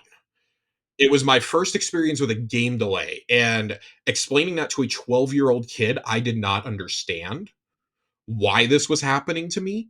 And, I go through the red ring, and the game I really want wasn't there. I didn't know about game delays at this point. But that March 2005 afternoon was so glorious. It's the first time I ever convinced my parents to take me out of school early for a video game, to go pick up my pre-order. I don't think they saw me all weekend.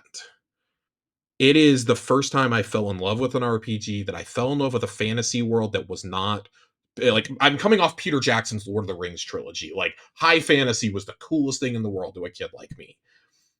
And here was something that, for me, rivaled the excitement of watching those movies and reading those books. And it was like, oh my God, I'm in it. Like, the Imperial Sewer encounter at the very beginning of the game is maybe the greatest opening to a game ever made. Walking out of the sewers, like, to this day, that is a breathtaking moment.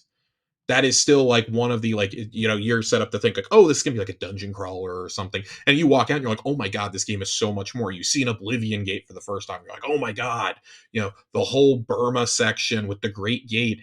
And then that's without even getting into the DLCs. You get I remember getting Shivering Isles for the first time and being like, what the fuck am I playing? This game has taken such a sharp left turn for someone who, like, hadn't dabbled in a lot of the Daedric quests yet at that point. I was like, oh my God, this is incredible. That was the first thing that I had a lot of influence on at the studio. So we did Thank you so much. And I was lead producer on all the DLCs of Oblivion and Fallout 3. And I did Horse Armor, Vile Lair, all the Ori, Wizard's Tower, all the stories. But Knights of the Nine, and it was a very small group of people. Some people I still to this day really enjoyed working with, and then the Shivering Isles was so good. It was so good.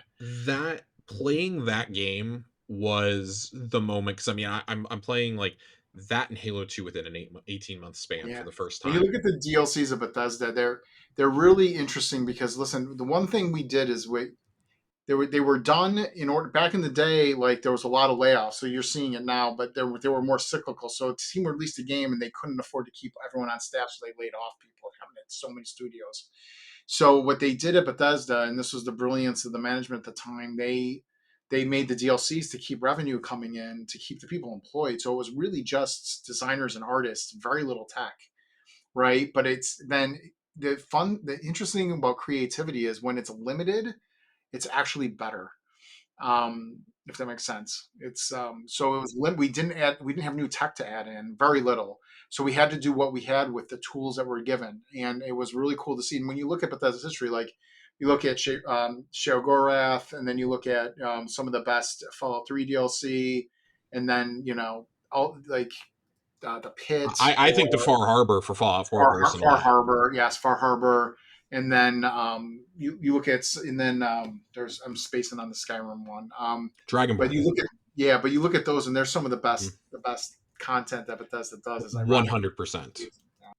That was playing Oblivion was like, when I walked out of this, I talk about this a lot. When I walked out of the sewers, that was the moment between that and the Game Informer article that I was like, I want to work on video games. I want to write about them. I want to talk about them. I want to do something adjacent to them in my life, because this is the coolest thing I have ever seen. Yep. So thank you for playing a very big role in teenage and college age Josh's career trajectory and hopes and dreams. I loved working on those. I really did. Just a quick shout out. One of the people responsible for one of the best Fallout 3 DLCs, and it's not Far Harbor. And why am I spacing on right now? I'm gonna kill it's set in the swamp. Oh my God! Point Lookout is now an independent game developer. He's got a game called Access Unseen coming out. His name's Nate Perkypile. Access Unseen is on Steam right now. You can wishlist it. It's coming out in October. It's a solo game that he made all by himself, and it's going to be great. And he was responsible for some of the best content you guys have played over the last 15 years coming out of Bethesda. So I am 100% going to look into that. I'm yeah, very yeah. excited Take now. a look at it. Throw it on your wish list. All right, so I actually think about this a lot sometimes, and like it's actually what I really want to say is part of my gamer DNA. The original Metroid game from the NES era.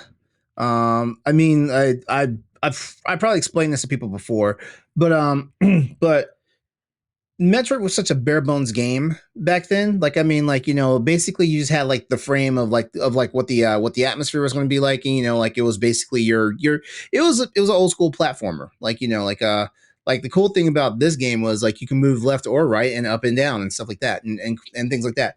And I just remember like I remember like playing Metroid and not having that issue of Nintendo Power that had like all the maps and stuff in it and stuff like that. So getting lost and like muddling my way through it and stuff like that. But for whatever reason, like I just always stuck with it.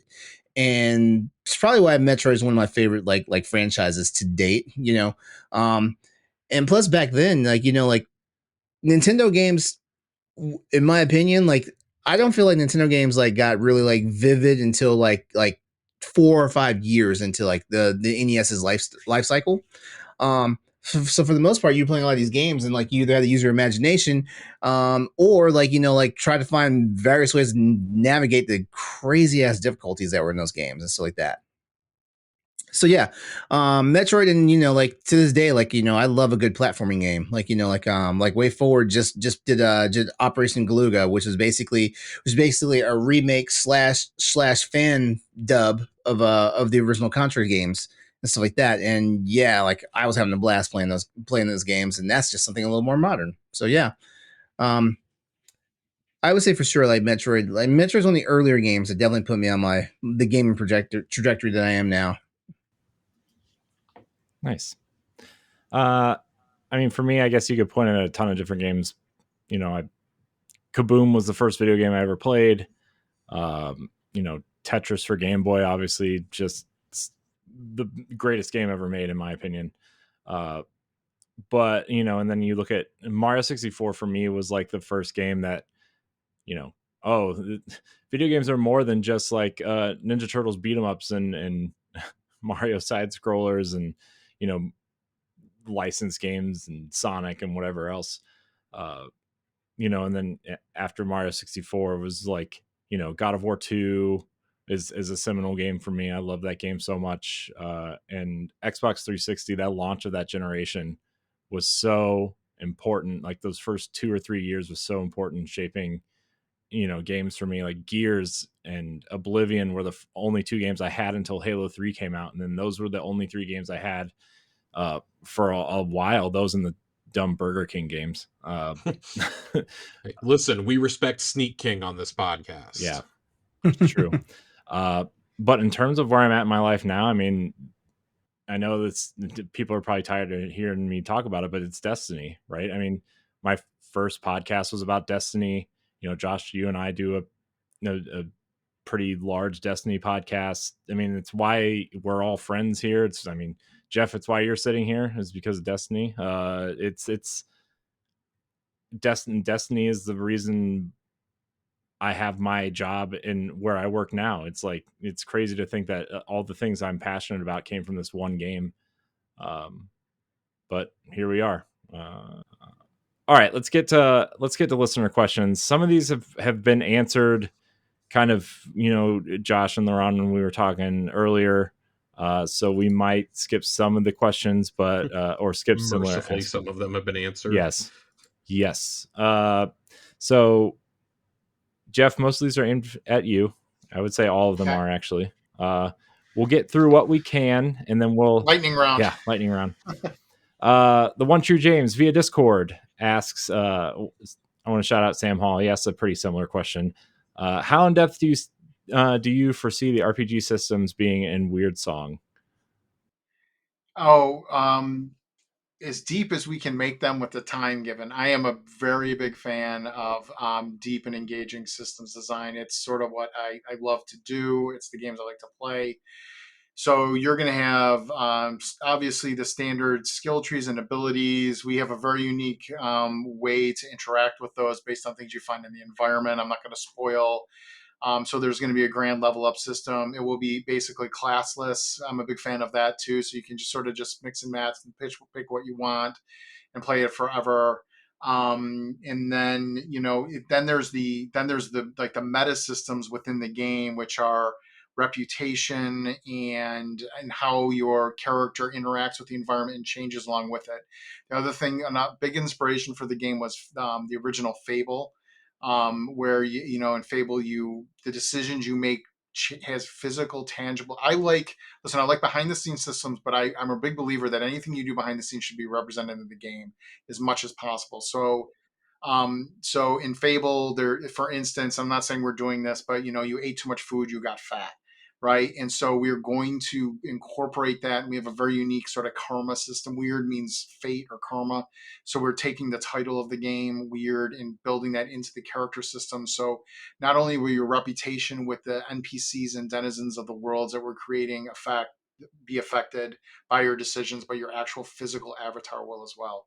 So we're going as deep as we can. Like I said, I'm a very big RPG nerd, and I love to represent as much as humanly possible in the game itself. So as you progress, we want your character to progress to not only just in stats behind the scenes, but in the actual avatar itself. So I'm really excited. Good question. Our next question comes from Forrest via Discord.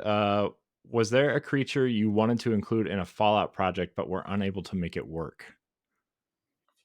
There is one, and I'm going to space on the name, and I don't want to do that right now. So I would say, listen, I think we did a really good job. It's interesting, like, to answer the question on a more meta level, the Fallout, the world that Tim Kaine, Leonard Boyarsky, and others created for us to leverage the success that we had at Bethesda on. They were the original founding creators of that game, amongst the other devs who worked on it at the time. Was so rich. I think we got a really good representation out of the original too. There is a creature that I was really looking at the other day, and I'm going to space on the name, so I'm not going to say it. But if it comes to me in the next few minutes, I'll shout it out. Safi via Discord. Safi from the Lore Together podcast. Great show about lore. They just did one on Oblivion. So Hi, Safi. What do you think the strengths are in the worlds of Fallout and Elder Scrolls that help create these games? Ooh, that's a question that is not a lightning round question. Listen, again, like I think we alluded to this earlier. Like when you look at there's a lot of corporate buzz speaky words, and one of them is IP. But when you're looking at great IP, intellectual property, or it really to me revolves around story, which is the setting and the characters that exist within that setting. If those are sound and solid, you can make a great game. If they're too tropey or too hackneyed, you're gonna forget. You're gonna forget about them, and you may finish the game or not, but it won't stick. So when I first got into game development, I called myself a buffet eater of games. Like I very rarely finished games. I would play a ton of games and almost never finish them. And I literally gave thought to that as to why, because I'm a game maker, and why don't I finish so many of these games? And the games that I finished did two things well to me. And again, everybody has different answers to this based on your psychographic profile and what you like and what you're playing games for. But for me, it was number one. Well, not number one, number two, really. But that one of the machines is like introduce new and engaging mechanics throughout the entirety of the game. It didn't just give them to me in the first 2 hours and then ramp difficulty. Right? That's boring to me. When you give me all the game mechanics and then you're just throwing harder monsters at me, that won't engage me very long. I'll get bored with that and go to another game where I'm learning new mechanics, right? And then bouncing out of the game. So an example for that was Half-Life 2. The best gun in Half-Life 2 is given to you in the last level of the game, right? The gravity gun, right? But it was so amazing that every level I got some new tool to put in my toolbox to engage that world in. If anyone hasn't played Half-Life 2, you should put that in your book club. It's fucking great. I don't know if it holds up today, but dear Lord. It holds up. It holds up. Yeah, it's one of those games that I think has been so copied over the years. Like sometimes you listen to old music, like I don't understand why Led Zeppelin was great or something. It's because they were the first to do this stuff. And everything since then had been sort of copies. Anyways, the second reason and the more important reason was the story. So I would overlook that rule number one or bad gameplay or all sorts of other things if I was very engaged in the story and wanted to see what happened. Right. So for me, those are the number one strengths. It wasn't just the systems and all the things that you do within those games. It was the fact that you were compelled to complete the narrative, and sometimes that narrative is in your head, right? Sometimes it's a story you're telling yourself as you're playing the game about the adventure your personal character is going on. So, anyways, that is the best answer I can give. It's the story in the lore, frankly. Yeah. Christian S writes in, Patreon producer, looking forward to the interview. As far as questions, we kind of answered this a little bit at the top of the show. So, what has been your most challenging experience working on a game, and what lessons did you learn from that? And then he says, P.S. Wyrdsong looks rad as heck. Awesome. Listen, we've talked a lot about Fallout 76, but I will say this, and I have shipped 7 like major release games from soup to nuts. Really, some of them I came on midstream, but most of them, Oblivion's one of them, but most of them I was on the whole time. There's never been a game that I have shipped where I look back and go, man, that was so easy and came out so well. I am so they're all have these difficulties no matter what they are, especially so the hardest part, if I could generalize it, is creative collaboration. You have to be able to work with other people and really get into and understand what they're the you have to really be able to work creatively with other people and compromise, honestly, but also hold your ground when it's really important. So it's this fine art. We used to call it, what hill do you want to die on? Right? Do you, like, so some hills you don't want to die on, but some hills you definitely do. And so, like, I gave the cheeky example of Dragon Bones earlier. I don't know if I did that online when we were talking offline or not, but like there was this, and it was a stupid example, but in Skyrim, we had the Dragon Bones weighed a lot, and there's still complaints about it online. But I like it still. I'm going to die on because not everything should fit in your inventory, so it's going to be Dragon Bones. But anyways, it's there's no really, if that answers the question on a more meta level. Still saying Shane via Discord, I would like to know how realistic and viable the Nuka-Cola bottle caps could potentially be as a currency. That's the one question I saw ahead of time. Sure. All money is a construct of our reality, our shared reality, and why not bottle caps? Like, just because it's green and printed on paper doesn't mean it's actually worth anything at all. It's just because we both agree that it's worth something. So why not? And in fairness, they're probably limited supply of those. It is a zero sum amount of those in the fictional universe. So why not? It's true. He also asked, what are the pros and cons of working in a post-apocalyptic setting? The pros of Fallout in particular is you can do anything. Like in that particular post-apocalyptic setting, you can just about do anything and get away with it. Like there's very few red lines you cross where you're like, this just isn't going to fit in the Fallout IP. There are some, but they're few and far between. We had nods to Aleister Crowley in Fallout 4. We had all sorts of stuff. Like there's things everywhere hidden in that game, and you'll see it online. People discovering things thousands of hours and years later. The cons for me are listen, there's some, like, we did a lot of research into like the end of the world. Like we really did, like, what happens if humanity disappears, and it got a little dark. There was definitely times when it got a little dark. When we were doing all remember, Fallout's also known for its ultra violence, and now that's much more common in games. But when we put out Fallout 3 and you could explode a head and see eyeballs and teeth and stuff, like, we had a poor artist and they're looking at like post-mortem, like just disgusting things all day. So it gets a little dark. It gets a little dark. And again, like I said, I was in that universe for 10 years, and I think you can also spend too long in post-apocalyptic, but it's fun. Oh man, that's gross. I'm just thinking about like that's my job, is researching like exploded body parts. Yeah, we call them meat caps. So we, like, when you're modeling the two sides of a dismemberment, we call them meat caps. Marine Gamer 1289, we answered your question earlier, but I do want to read this comment. He had a shout out for having Jeff Gardiner on the show, the unsung hero of Bethesda. I am really looking forward to Wyrdsong. I've watched that IGN interview 100 times just to see the art. He also says, thanks for delivering my formative years as a gamer. That's awesome. That means the world to me. Thank you so much. And then our last question from the night comes from our buddy Fox over in Discord. With your new studio, what are some things we get a peek into that you guys are working on, and what can we expect to see in the future? Well, we're working on a trailer now that we're gonna announce a lot of stuff in the couple of months. So we're really excited to show what we've been working on. The team we have is unbelievable. Remember, I have the design director from Outer Worlds, Charles Staples, who works alongside me, who works on Fallout New Vegas and Alpha Protocol and South Park Stick of Truth and just about every Obsidian game that has come out of that studio.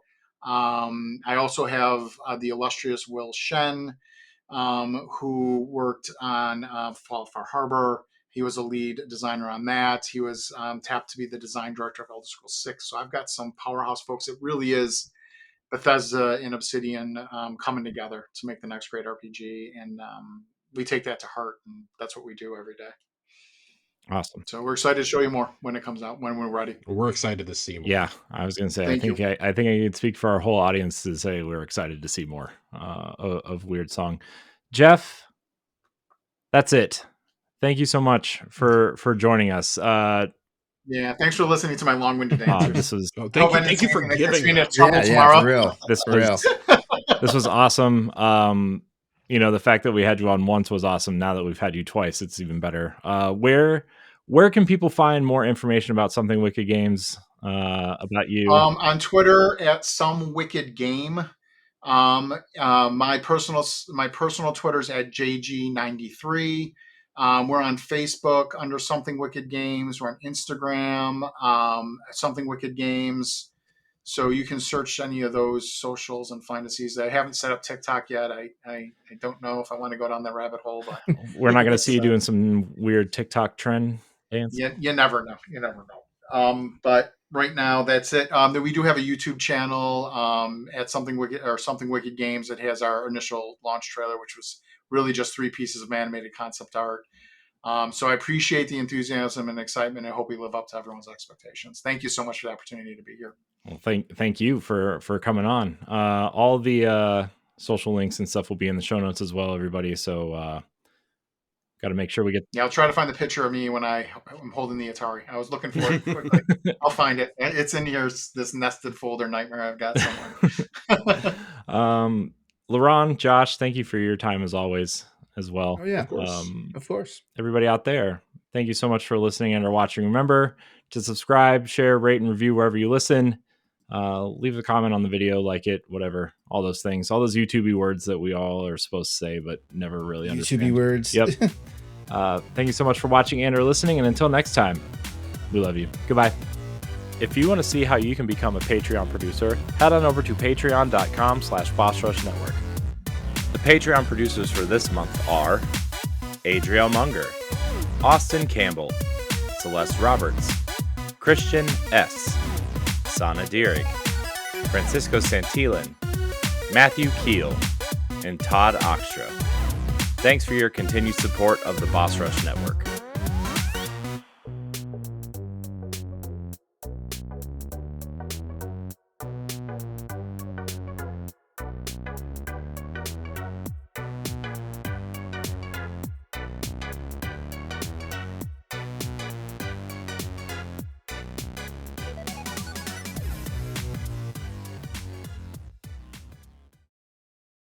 Dude, I don't remember anything about today.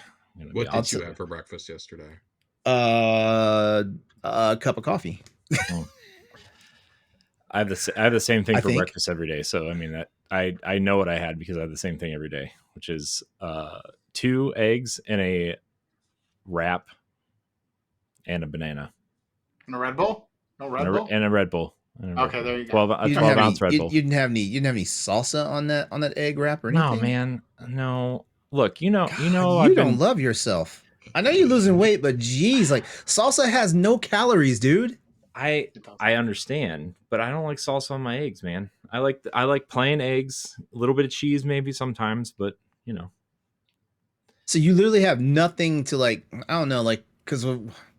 No, dude, I tell you, you know me. I'm a cook, so I'm sitting here like, okay, eggs, cheese. There's like nothing wet between the protein and the carb. Like, what's happening here? Nope, not my one day. My one day is Saturday, man. I tell you, my one day is Saturday, and I can eat whatever I want. So it's working. It's working so far. So, I'm worried about you. Why? I feel great. I am. 110 pounds, LeRon. I know you. I know you feel great right now. Like you're on drugs. I know you feel great. Well, that's a different great. I'm talking about the other me great. Anyways, I mean, I didn't want to steal your thunder, but my doctor refilled my meds too. Isn't it great? Don't you feel better? It is, yeah. Okay. See? I take mine as needed because she tried to say like take it one a day until the first prescription runs out. And I was reading it's Adderall, by the way. I was reading about people that they can't figure out if they actually need it versus like they're just hooked on it. So I was like, nah, I'm not trying to go that route. Yeah. There's a fine line between need and want of that. I'm following my doctor's instructions. He said take one a day. I said okay. And then in 90 days, I get another bottle that says take one a day. I said, okay. So, and then every 90 days, we have a follow-up. And then a week later, I get a new bottle with something in it. So, man, I need to take you seriously whenever you say, LeRon, I think I'm going to walk on the traffic today. I need to take you seriously when you say shit like that then. Okay. Dude, I got to tell you, man.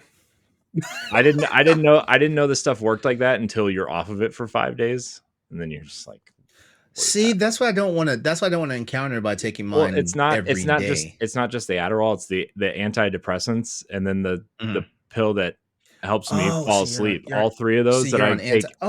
I take them. I take one a day of everything. What are you taking to help you fall asleep? I don't know. It starts with an H. I don't know. My wife knows. Can I have some? No. I have insomnia. That's not my problem. I have insomnia. They cannot pinpoint what's causing it. Oh my gosh, this is great bonus content. You get the sleep study. I've had a sleep study, and of course, like the one time I had the damn sleep study, like I sleep all the way through the damn night, and it's like, what the fuck? Those wires in my head, it was terrible. I think I slept 2 hours. Of course, everybody walks out here with a CPAP. You can't sleep. It's terrible. Yeah. Oh man, good times. Anyway, great times. I wish my kids would sleep. They're what's keeping me up now. So, all right, we should probably do the show, huh? All right, so I'm going to intro everybody. Jeff, we're going to go into who you are. Something wicked, Wyrdsong if you want. Sure. Josh, LeRon, this is your chance to ask him your questions if you want, and then we'll get into what we've been playing. And I cut out a whole section to make room for these questions and everybody else's questions. So, yeah. All right. I did not read these questions, so it will be live. Oh, you're going in blind. You're going in blind. All right. Well, I added 5 of them today, so that's fine. Yeah.